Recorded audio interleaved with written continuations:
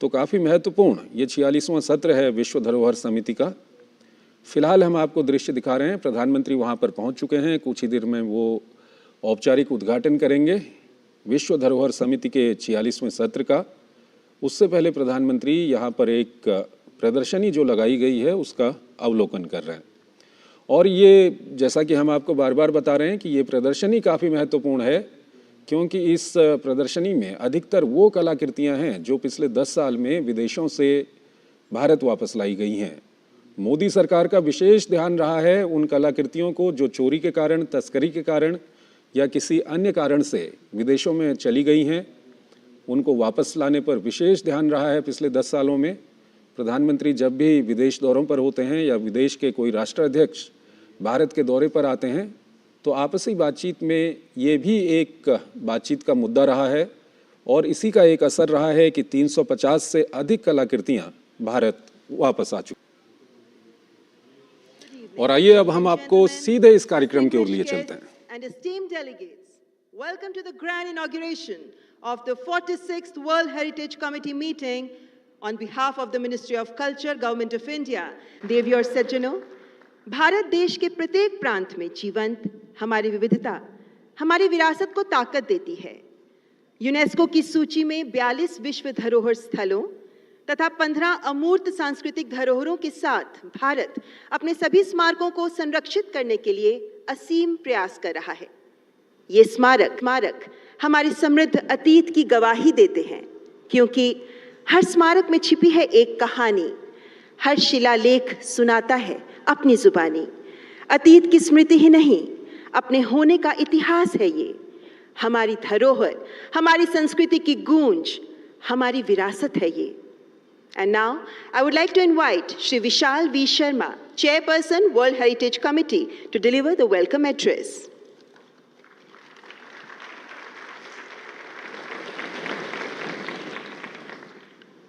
Honorable Prime Minister, Honorable External Affairs Minister, Madam Director General, Honorable Culture Minister, Honorable Ministers, Signatory Member States of the World Heritage Convention, Excellencies, ladies and gentlemen, Namaste and welcome to India.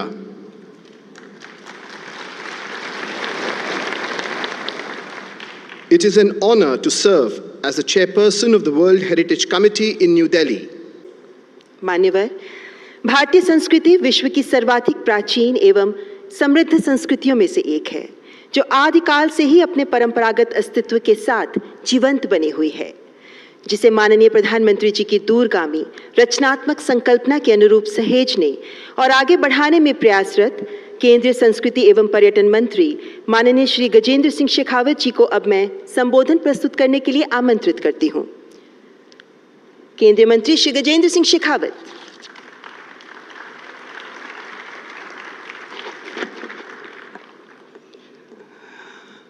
Bharat की गौरवशाली सांस्कृतिक विरासत के राजदूत, दुनिया के सबसे लोकप्रिय नेता, भारत के प्रधानमंत्री श्रद्धेय नरेंद्र मोदी जी, विश्व भर से आए विश्व धरोहर समिति के सम्माननीय सदस्यगण, भारत सरकार के अधिकारी वृंद, सम्माननीय देवियों और सज्जनों, भारत में पहली बार हो रहे इस वर्ल्ड हेरिटेज कमेटी की मीटिंग में पधारे आप सभी अतिथियों का मैं भारत की अतिथि परंपरा, अतिथि देवो भव के भाव से हृदयपूर्वक स्वागत करता हूं, आप सबका अभिनंदन करता हूं। सम्माननीय प्रधानमंत्री जी ने अपने व्यस्ततम समय में से इस वैश्विक सम्मेलन के उद्घाटन में पधारने की अनुमति देकर एक तो इस गरिमामयी सम्मेलन के आयोजन को और अधिक गरिमामय बनाने का उपकार किया है, वहीं दूसरी तरफ भारत की समृद्ध सांस्कृतिक विरासत और गौरवशाली ऐतिहासिक धरोहरों के प्रति उनके मन में जो सम्मान है उसे प्रदर्शित किया है। मैं मेरे मंत्रालय परिवार की तरफ से सम्माननीय प्रधानमंत्री जी के प्रति कृतज्ञता व्यक्त करते हुए आप सभी का बहुत सारा स्वागत करता हूं। माननीय प्रधानमंत्री जी, आपके नेतृत्व में गत वर्ष हुए G20 शिखर सम्मेलन के अनुपम अद्वितीय आयोजन के चलते भारत की तरफ देखने का, विश्व भर का नजरिया भारत की तरफ देखने का दृष्टिकोण बदला है। ऐतिहासिक चुनाव के बाद तीसरी बार सरकार बनने के साथ ही इस बड़े आयोजन के माध्यम से हमने एक बार फिर बहुत थोड़े से समय में भारत की तरफ लाने में सफलता प्राप्त की है। भारत में हो रहा यह आयोजन एक और जहां आधुनिक ज्ञान और विज्ञान में भारत ने जो उन्नत कौशल और सफलताएं प्राप्त की है उनका दर्शन होगा, वहीं साथ ही साथ भारत की समृद्ध सांस्कृतिक विरासत और उसकी विविधता, भारत के गौरवशाली इतिहास से जुड़ी ऐतिहासिक धरोहरों एवं उनके रखरखाव से जुड़े भारत सरकार के गंभीर प्रयासों को भी विश्व पटल पर दर्शाने में असफलता प्राप्त होगी। भारत अपनी टेंजिबल, इंटेंजिबल, कल्चरल, नेचुरल विविधताओं के चलते हुए विश्व भर में एक विशिष्ट स्थान रखता है। भाषा की, खान पान की, रीति रिवाज से लेकर शिल्प कला की विविधताओं के चलते हुए भारत विशिष्ट तो है ही, लेकिन इन विविधताओं को एकता के सूत्र में बांधने वाले विभिन्न सूत्रों के चलते ये एकजुट भी है। विविधताओं का सहज सुंदर सामंजस्य और संस्कृतियों का सुंदर समायोजन भारत को विश्व में और भी अनूठा बनाता है। भारत के 75वें स्वतंत्रता दिवस को संबोधित करते हुए माननीय प्रधानमंत्री जी ने अमृतकाल में भारत के प्रवेश के साथ ही भारत 2047 तक विकसित भारत बनेगा, ये संकल्पना की है। और इस संकल्पना के पीछे जो 5 मूलभूत सिद्धांत जिन्हें पंच प्राण की संज्ञा उन्होंने दी, उसमें प्रमुखता के साथ में उन्होंने अपने विरासत पर गर्व करने को भी समायोजित किया है। यह सरकार के विरासत संरक्षण के प्रति जो जिम्मेदारी का भाव है उसे तो परिलक्षित करता ही है, लेकिन माननीय प्रधानमंत्री जी का ये सोच कि जब तक ऐसा कोई भी काम समाज अपने कंधों पर न उठा ले, वो अपने आप में एक जन आंदोलन न बन जाए, तब तक वो सफल और सतत नहीं हो सकता। माननीय प्रधानमंत्री जी ने पंच प्राण में इसे समाहित कर निश्चित रूप से इसे एक जन आंदोलन बनाने की तरफ प्रस्तावित किया है। भारत ने माननीय प्रधानमंत्री जी के नेतृत्व में वैश्विक प्लेटफॉर्म्स पर अनेक इस तरह की नई पहल कर पूरी दुनिया का भारत के प्रति सम्मान निश्चित ही बढ़ाया है।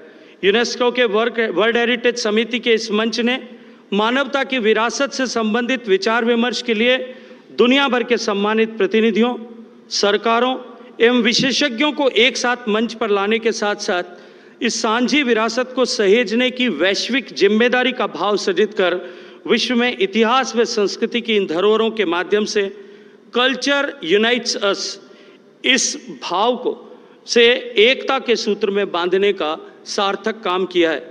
इन बैठकों के माध्यम से जहां एक और हम नए वैश्विक धरोहरों को चिन्हित करेंगे, लेकिन साथ ही साथ इस समृद्ध सांझी विरासत को सहेजने के सामूहिक संकल्प को भी एक बार फिर दोहराएंगे। भारतीय संस्कृति अनेक अनेक सदियों की एक कालजयी यात्रा है, जिसकी पहली अभिव्यक्ति भारत की ज्ञान विज्ञान की परंपराओं का स्रोत हमारे वेद हैं। वैदिक मंत्रोच्चार को भी यूनेस्को द्वारा मानव जाति की अमूर्त सांस्कृतिक विरासत के रूप में मान्यता प्रदान की गई है। राखीगढ़ी, सनौली, लोथल, धोलावीरा, कालीबंगा आदि स्थानों पर हुए एक्सकेवेशन से मिले हमारे सिंधु सारस्वती सभ्यता के अवशेष भारत की इस सुदीर्घ यात्रा के प्रमाण हैं। इन अवशेषों से प्राप्त सिंधु लिपि के डिसाइफरमेंट का प्रयास आज भारत सहित विश्व के अनेक देशों में हो रहा है। माननीय प्रधानमंत्री जी, आपका यह मंत्र विरासत भी और विकास भी, यह केवल एक नारा मात्र नहीं, अपितु इस मंच पर हमारा पथ प्रदर्शक भी है।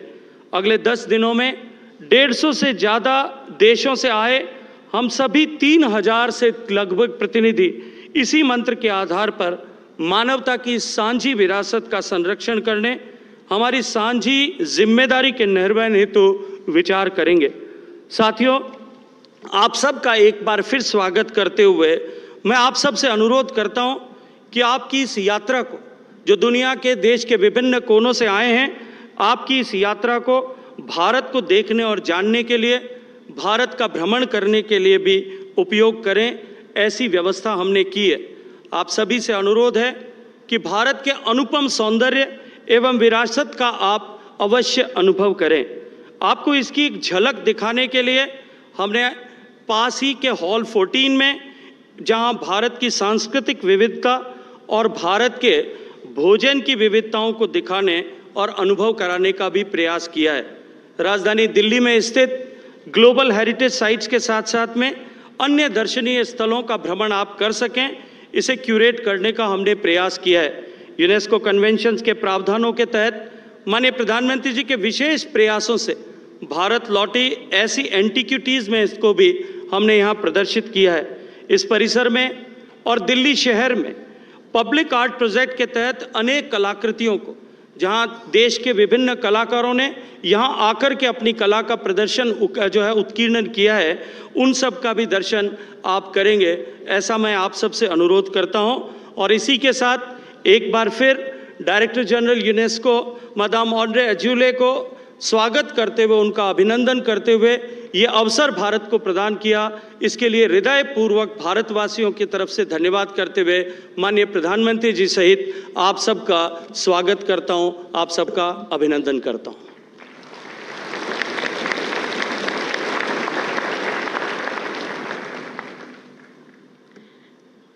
आपका हार्दिक आभार केंद्रीय संस्कृति एवं पर्यटन मंत्री श्री गजेंद्र सिंह शेखावत जी। Ladies and gentlemen, India's incredible culture and heritage are a vibrant tapestry of traditions, spirituality, and diversity. From ancient temples to colorful festivals, cuisine, literature, and spiritual practices, it represents an enduring legacy that is celebrated worldwide, that continues to inspire and captivate the world. Now we present before you a short film on India's rich heritage titled Aham Bharatam, I am India. A salute to the incredible India, a salute to the spirit of eternal Bharat. Ladies and gentlemen, please join me in welcoming our distinguished guest, Ms. Audrey Azoulay, Director General UNESCO, as I graciously invite her to address the August gathering. Please welcome Ms. Audrey Azoulay.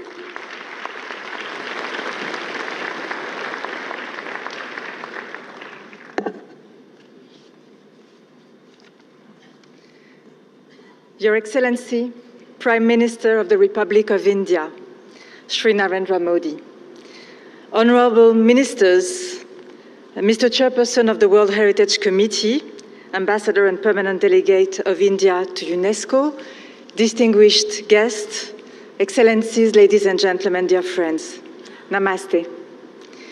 Let me start by expressing our deep gratitude to our host, the Prime Minister of India, who is welcoming the world tonight around this essential notion that 195 countries have agreed on: the protection of the cultural and natural heritage of humanity, bequeathed to us over the centuries in all its splendid diversity.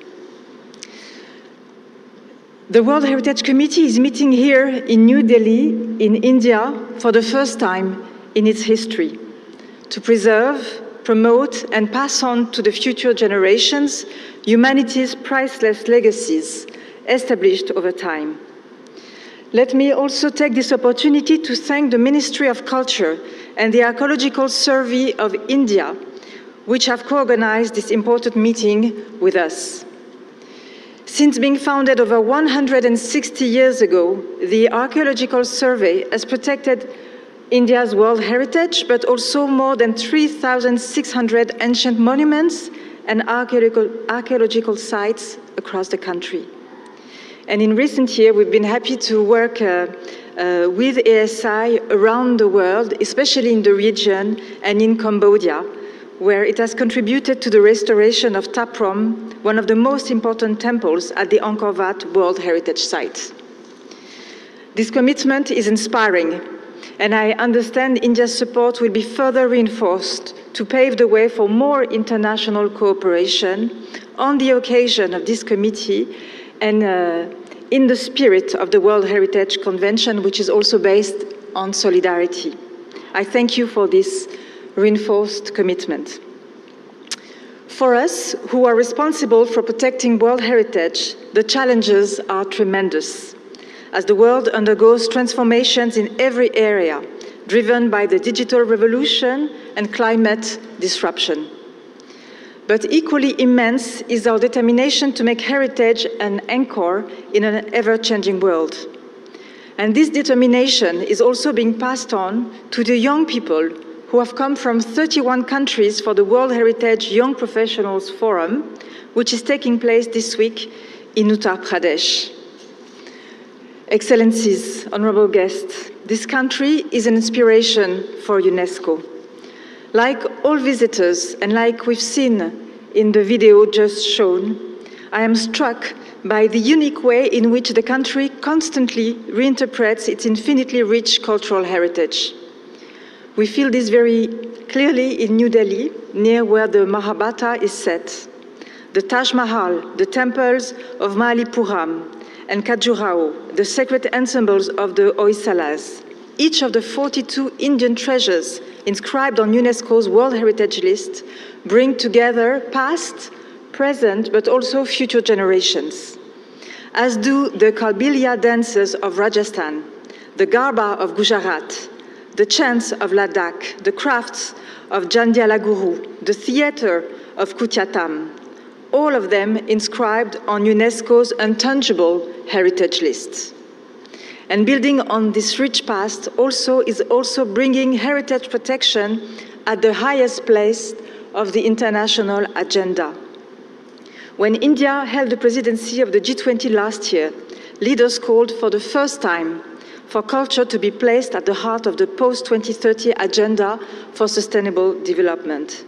And in this way, India has helped culture gain recognition as a global public good, one that should be included in the Pact for the Future to be adopted by the UN this September. It was under India's presidency and with UNESCO's support that the G20 endorsed the Kashi Culture Pathway, which focuses on the fight against illicit trafficking and the restitution of cultural property. And these topics are the focus of the exhibition that I was pleased to open with the Prime Minister a few minutes ago. I would want to thank you for this. India knows too that the preservation of cultural heritage is inseparable from the protection of natural heritage. We see here, like in many other parts of the world, the devastating impacts of climate disruption on our lives and on heritage. I know that it's also at the heart of the discussion of the Young Professional Forum, and we're eager to listen to their contribution at this committee. Ladies and gentlemen, India's tradition accords great importance to the idea of duty, of dharma. Tomorrow, may we fulfill our dharma for the world's cultural and natural heritage. I thank you for your attention.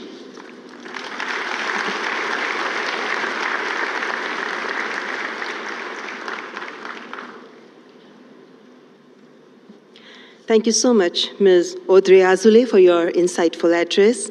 And now, ladies and gentlemen, it is my great pleasure to invite the visionary leader who has championed the cause of heritage conservation and cultural diversity, our esteemed Prime Minister, Shri Narendra Modi ji, to address the distinguished audience and inspire us with his vision, enlighten us with his thoughts. Ladies and gentlemen, Honorable Prime Minister of India, Shri Narendra Modi.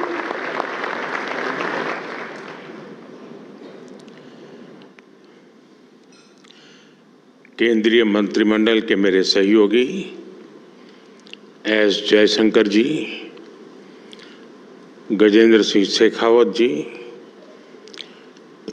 UNESCO की director general Audrey Azoulay जी,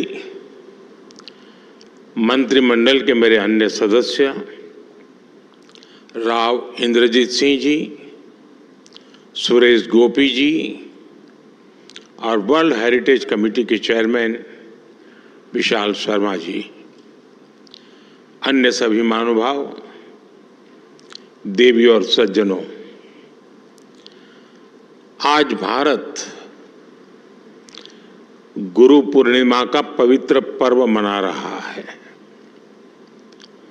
सबसे पहले मैं आप सभी को और सभी देशवासियों को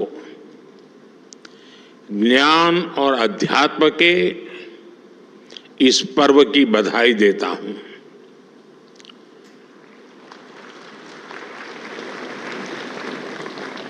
ऐसे अहम दिन आज 46th वर्ल्ड हेरिटेज कमेटी की इस मीटिंग की शुरुआत हो रही है और भारत में ये आयोजन पहली बार हो रहा है और स्वाभाविक है कि मेरे सहित सभी देशवासियों को इसकी विशेष खुशी है। मैं इस अवसर पर पूरी दुनिया से आए सभी डिग्निटरीज और अतिथियों का स्वागत करता हूं। खास तौर पर मैं यूनेस्को की डायरेक्टर जनरल ऑड्रे अजौले का भी अभिनंदन करता हूं। मुझे विश्वास है हर ग्लोबल आयोजन की तरह ये इवेंट भी भारत में सफलता के नए कीर्तिमान गढ़ेगा। साथियों, अभी मैं विदेशों से वापस लाई गई प्राचीन धरोहरों की प्रदर्शनी भी देख रहा था। बीते वर्षों में हम भारत की 350 से ज्यादा प्राचीन धरोहरों को वापस लाए हैं। प्राचीन धरोहरों का वापस आना ये वैश्विक उदारता और इतिहास के प्रति सम्मान के भाव को दिखाता है। यहां इमर्सिव एग्जीबिशन भी अपने आप में एक शानदार अनुभव है। जैसे जैसे टेक्नोलॉजी इवॉल्व होगी, इस क्षेत्र में रिसर्च और टूरिज्म की अपार संभावनाएं भी बनती जा रही हैं। फ्रेंड्स, वर्ल्ड हेरिटेज कमेटी का ये कार्यक्रम भारत के लिए एक गौरवशाली उपलब्धि से जुड़ा है। मुझे बताया गया है कि हमारे नॉर्थ ईस्ट इंडिया के ऐतिहासिक मोइदम यूनेस्को की वर्ल्ड हेरिटेज सूची में शामिल होना प्रस्तावित है।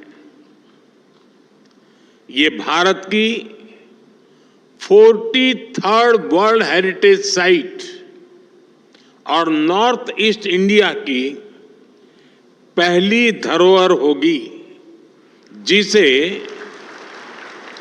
कल्चरल वर्ल्ड हेरिटेज का दर्जा मिल रहा है।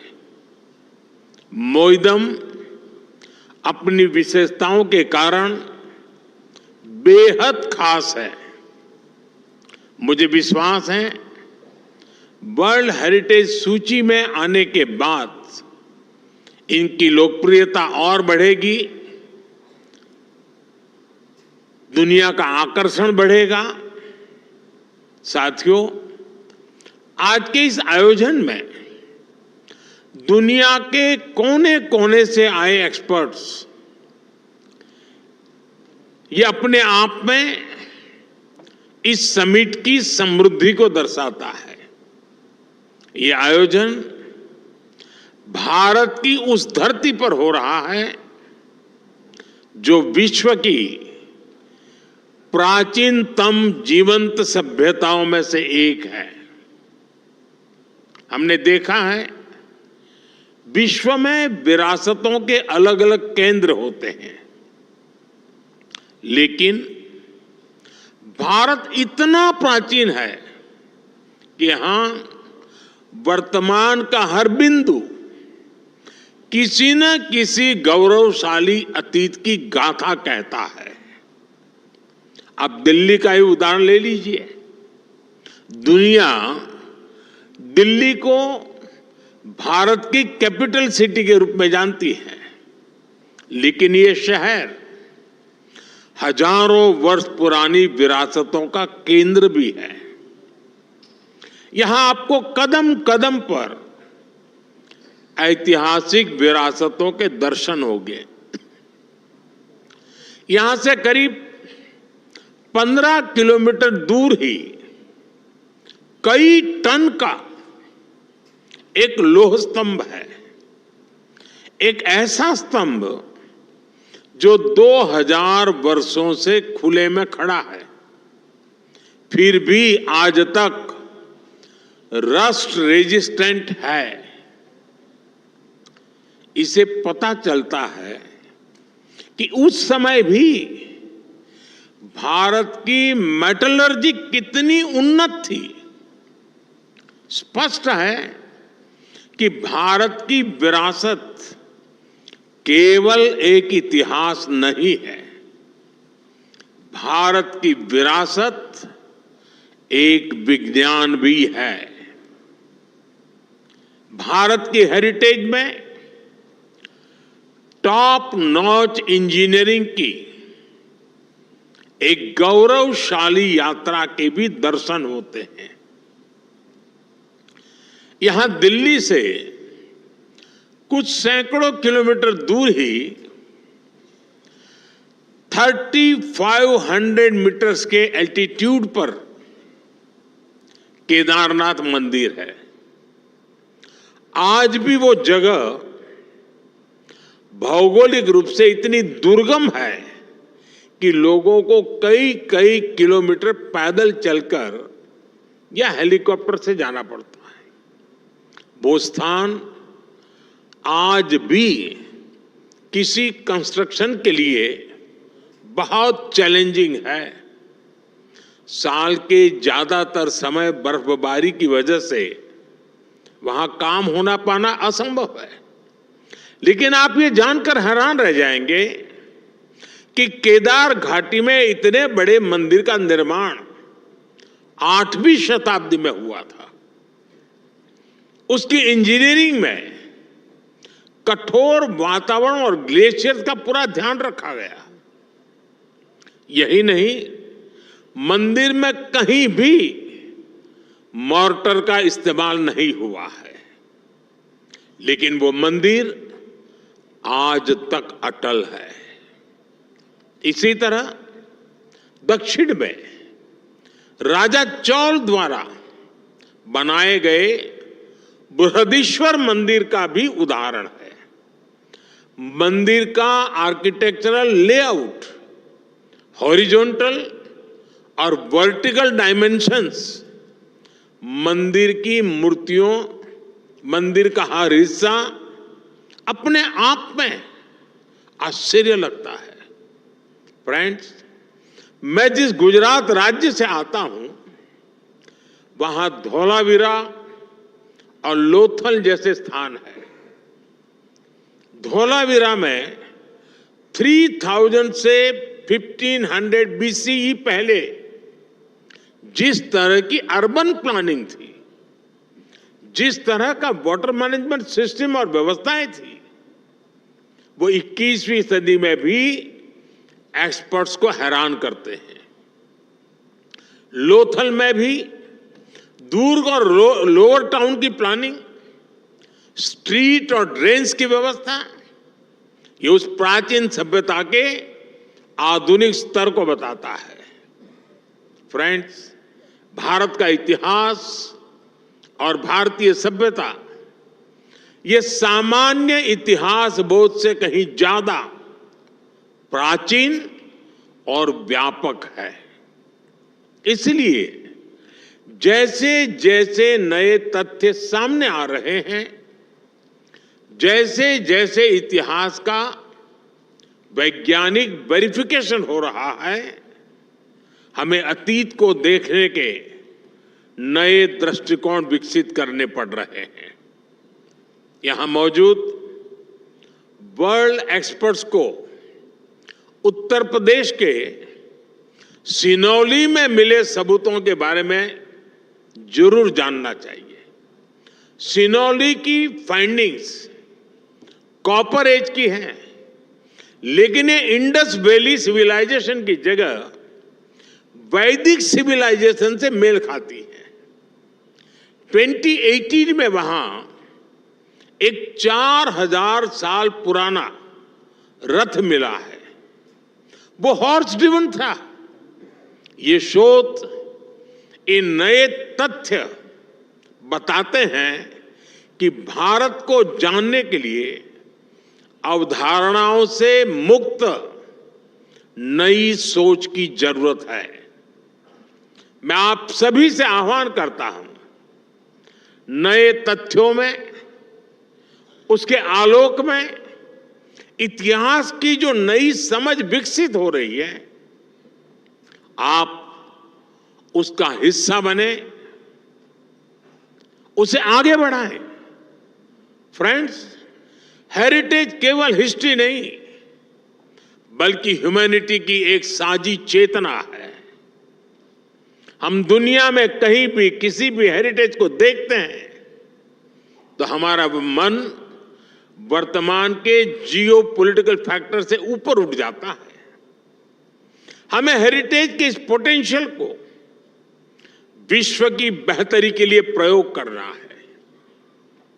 हमें अपनी विरासतों के जरिए दिलों को जोड़ना है।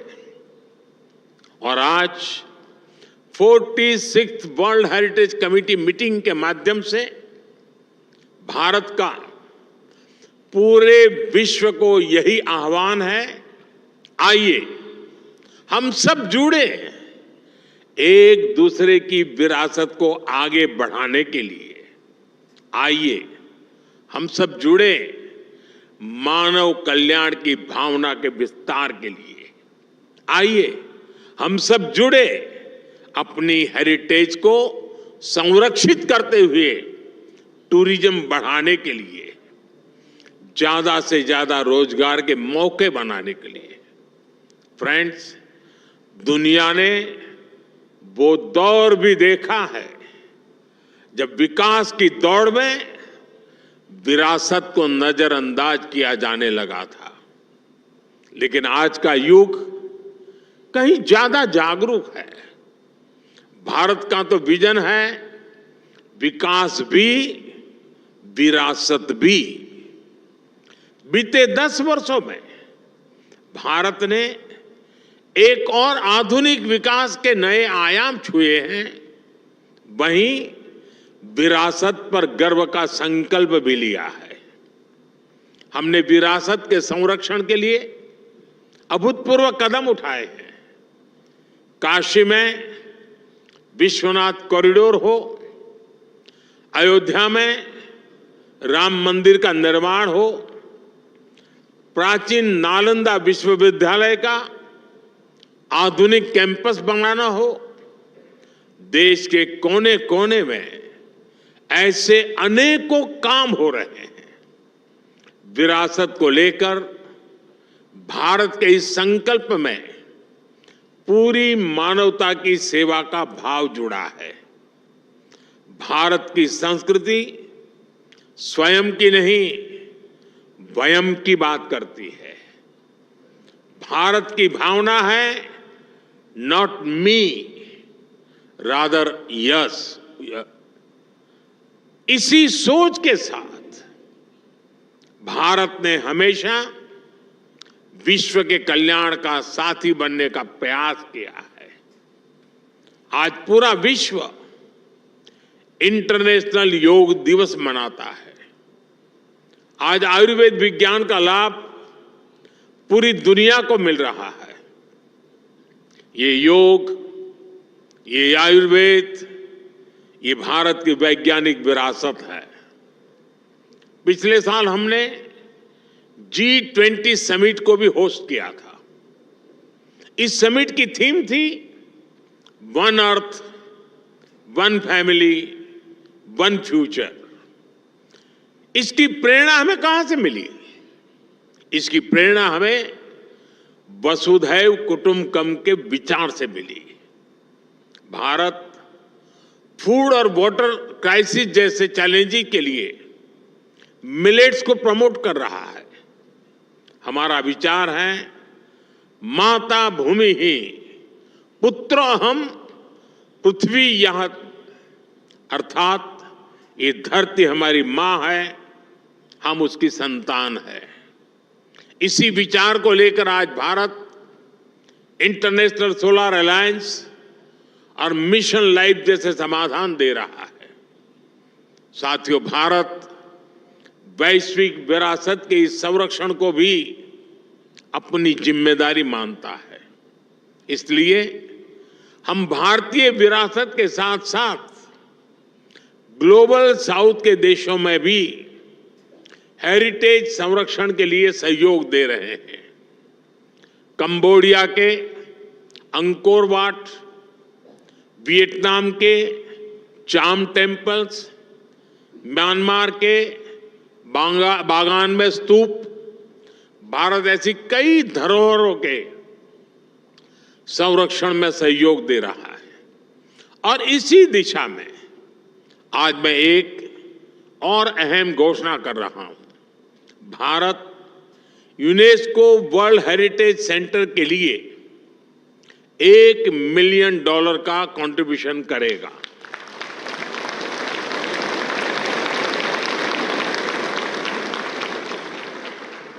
ये grant capacity building, technical assistance और वर्ल्ड हेरिटेज साइट्स के कंजर्वेशन में प्रयोग होगी। विशेष रूप से ये पैसा ग्लोबल साउथ के देशों को काम आएगा। भारत में युवा प्रोफेशनल्स के लिए वर्ल्ड हेरिटेज मैनेजमेंट में सर्टिफिकेट प्रोग्राम भी शुरू हो गया है। मुझे विश्वास है कल्चरल और क्रिएटिव इंडस्ट्री ग्लोबल ग्रोथ में बड़ा फैक्टर बनेगी। साथियों, आखिरी में मैं विदेश से आए सभी मेहमानों से एक और अनुरोध करूंगा। आप भारत को जरूर एक्सप्लोर करें। हमने आपकी सुविधा के लिए आइकॉनिक हेरिटेज साइट के लिए टूर सीरीज भी शुरू की है। मुझे विश्वास है ये अनुभव आपकी इस यात्रा को यादगार बनाएंगे। आप सभी को एक बार फिर वर्ल्ड हेरिटेज कमेटी मीटिंग के लिए अनेक अनेक शुभकामनाएं। बहुत बहुत धन्यवाद। नमस्ते।